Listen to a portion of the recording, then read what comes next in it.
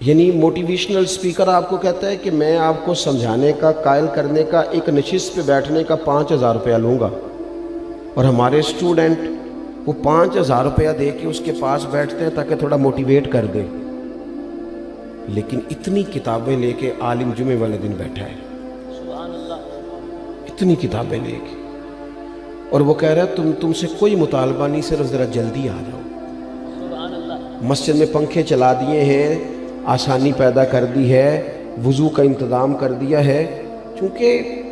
میں آپ کو ذمہ داری سے کہتا ہوں کہ کچھ چیزوں کے لیے بندے کا دل اگر اس طرح کھل جائے نا جس طرح ہونا چاہیے۔ میرے اسا فرمایا کرتے تھے خیرات لینی ہو تو صرف پیالہ تو سیدھا کر لے بندہ، اگر پیالہ ہی سیدھا نہیں ہے، ہمارا وہ مزاج نہیں، معذرت کے ساتھ مذہب کے معاملات میں بات سننے کا، پڑھنے کا، غور کرنے کا، اگر وہ مزاج ہو ایک منٹ کے لیے کہیں اور نہ جانا پڑے، کائنات کی ہر نعمت ہمیں دروازہ رسول سے ملے۔ لیکن وہ والہانہ پن، جب میں پڑھتا تھا، اب تو مجھے نہیں پتا، کافی دنوں سے میں نے معلومات نہیں کی، جب میں نے میٹرک کیا تھا تو رزلٹ 31 مارچ کو آتا تھا، تو جو بھی کسی دا آیا 31 مارچ میں، ہاں نہ نہیں کرتے تسی، 31 مارچ کو میٹرک کا رزلٹ آتا تھا، تو جنہوں نے پیپر دیے ہوتے تھے وہ 1 مارچ سے نماز بھی شروع کر لیتے تھے، اور ان کے ابا جی بھی شروع کر لیتے تھے، کیونکہ پیپر دیے ہوتے تھے نا۔ تو والد کو جس دن پتہ چلتا تھا نا کہ تیرا بیٹا میٹرک کر گیا ہے، تو جس رشتہ دار کو اس نے کبھی فون نہیں نہ کرنا ہوتا تھا، وہ خوش اتنا ہوتا تھا، ابا اتنا خوش ہوتا تھا کہ وہ فون کر کے پاجی مبارک ہوئے تہاڈا بھتیجا 10 پاس کر گیا ہے۔ یہ خوشی تھی، خوشی سنبھالی، بعض اوقات جب صحیح معنوں میں خوشی ہو تو پھر وہ سنبھالی، صدقے جاواں واری جاواں یہ اماں ہی کہتی ہے، اور سجدہ بھی اسی کو ہی ہے، لیکن کبھی پتر کا قد باپ کے برابر ہو جائے تو بات ابے سے بھی سنبھالی کوئی نہیں جاتی۔ وہ کہتا ہے اب مجھے خیر ہے میرا بیٹا، وہ الگ بات ہے، بیٹا شادی کے 6 ماہ بعد کہ میں نے علیحدہ ہونا ہے، وہ معاملہ الگ ہے، لیکن باپ بڑا راضی ہوتا ہے کہ قد برابر ہو گیا، پڑھ گیا، قابل ہو گیا۔ صحیح کہہ رہا ہوں، یہ والہانہ پن ہوتا ہے، والہانہ پن رشتوں میں ہوتا ہے، رشتوں کی حساسیت بتاتا ہے، نہ سمجھ آئے تو پھر حضرت انس بن مالک رضی اللہ تعالیٰ عنہ فرماتے ہیں مجھے وہ دن نہیں بھولتا جس دن اللہ کے رسول مکے سے ہجرت کر کے مدینہ طیبہ آئے تھے۔ کوئی حضور کی اونٹنی کے آگے، کوئی پیچھے، کوئی دائیں، کوئی بائیں، کوئی یا محمدہ یا رسول اللہ کا نعرہ لگاتا تھا۔ بنو نجار بڑا قبیلہ تھا، بڑا، وہ قبیلوں میں اعزاز رکھتا تھا، ان کی بچیاں دف لے کے بیٹھ گئیں، خوشی سنبھالی نہیں جا رہی، وہ ننھی بچیاں جو بیٹھ کر وہاں دف بجاتی تھیں، رسول پاک کی جانب اشارے کر کے گاتی تھیں اور کہتی تھی ہمیں معمولی نہ سمجھنا، ہم ہیں بچیاں نجار کے عالی گھرانے کی، ہمیں خوشی ہے آمنہ کے لال کے تشریف لانے کی۔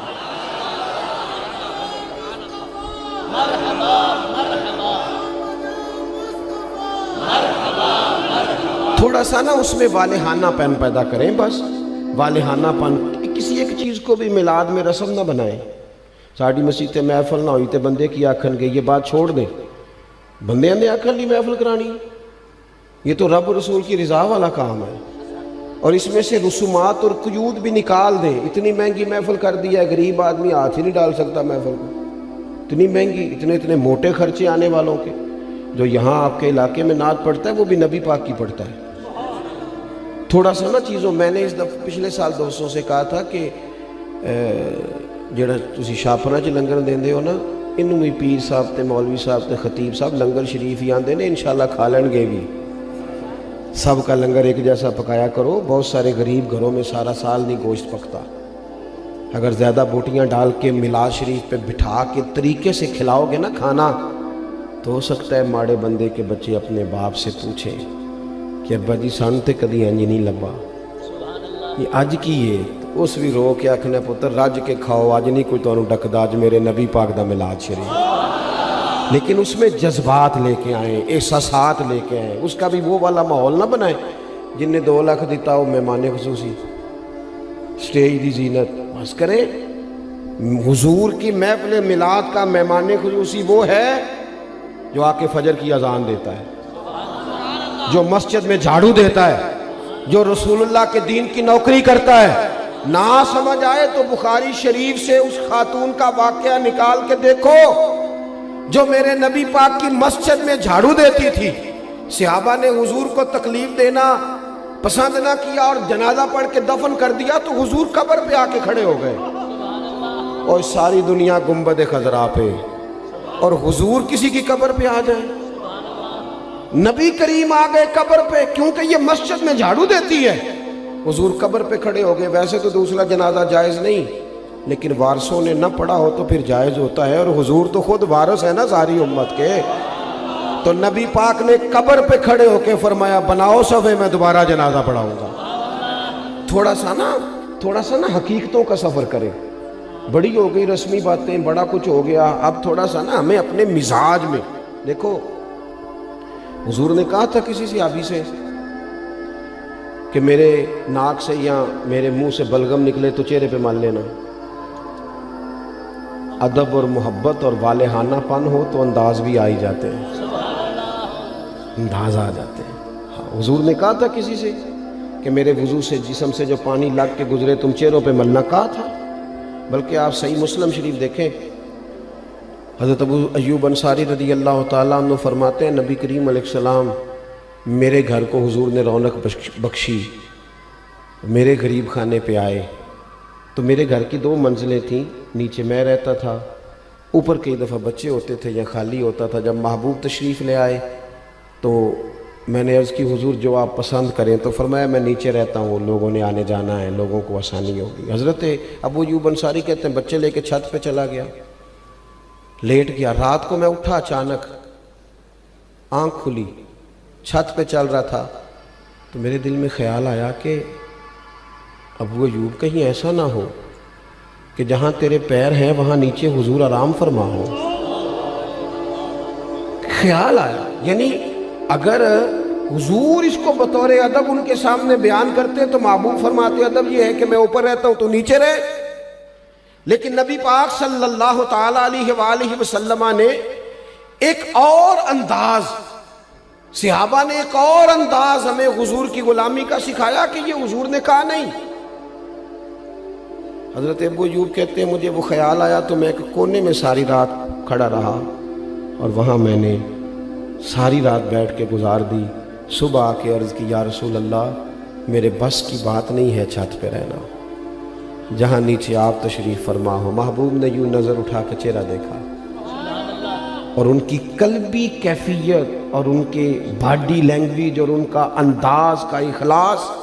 فرمایا ٹھیک ہے تو بچے لے کے نیچے آ جا اور میں اوپر چلا جاتا ہوں۔ یہ صحابہ نے نا ہمیں حضور کے ساتھ والہانہ پن، ایک تو محبت کا والہانہ پن، ادب کا والہانہ پن، اور تیسری بات، اور اسی کے قریب جا کے میں نے بات سمیٹ دینی ہے، وہ نبی پاک کا حکم ماننے میں والہانہ پن رکھتے تھے۔ آج کل کسی دوست سے کہے نا نماز پڑھو، وہ کہنا ہے تسی دعا کرو میرے لیے،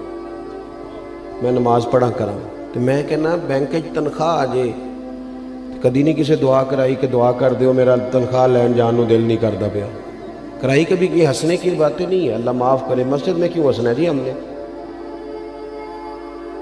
او بھائی کبھی دعا کرائی ہے کہ فلانے بندے سے پیسے لینے ہیں، وہ کہہ رہا ہے کہ پیسے لے جا کہ میرا جانے کو دل نہیں کر، کرائی ہے دعا کبھی؟ بولو نا، دل کرتا جانے کو، مسجد آنے کو کیوں نہیں کرتا؟ عجیب بات ہے نا کہ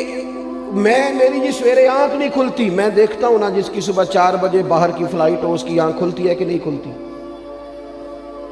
کس طرح کا مذاق ہم کرتے ہیں اپنے آپ کے ساتھ، اور ہر آدمی کا حکم مقدم ہے میرے تیرے لیے، اور جو نبی پاک نے حکم دیا ہے میں کسی غیر سے جا کے کہوں کہ چہرے پہ داڑھی رکھ،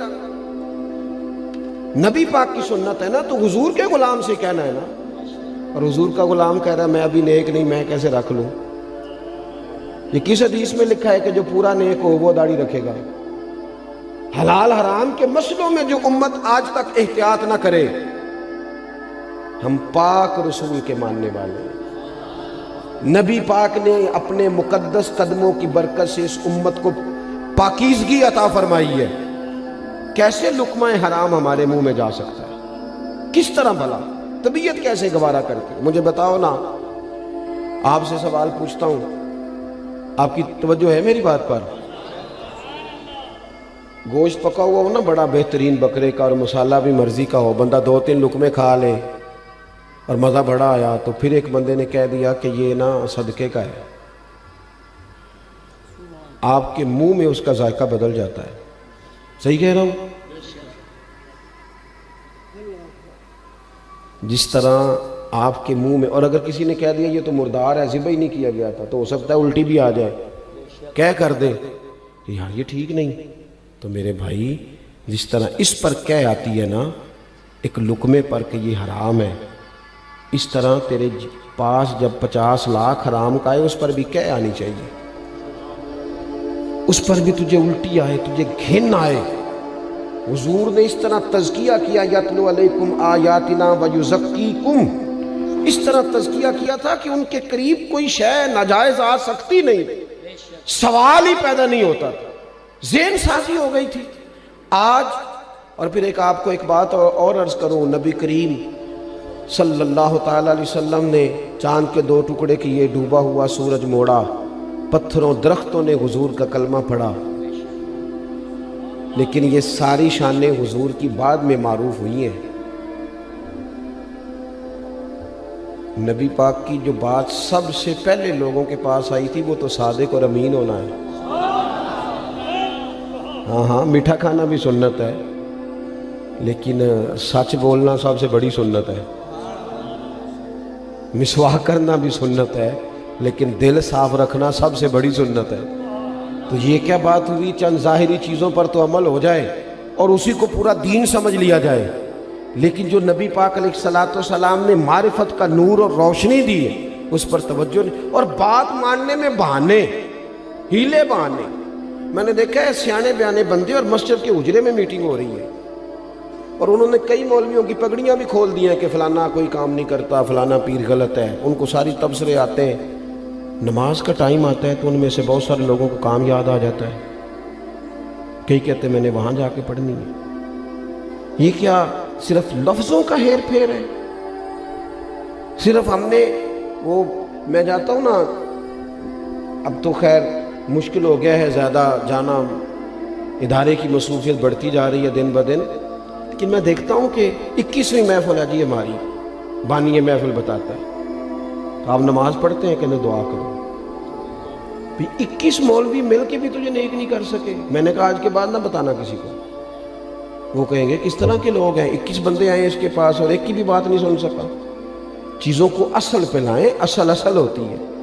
اور بنیادیں ٹھیک نہ ہوں تو پھر آپ عمارتیں کھڑی کریں، کیسے کھڑی ہوں گی؟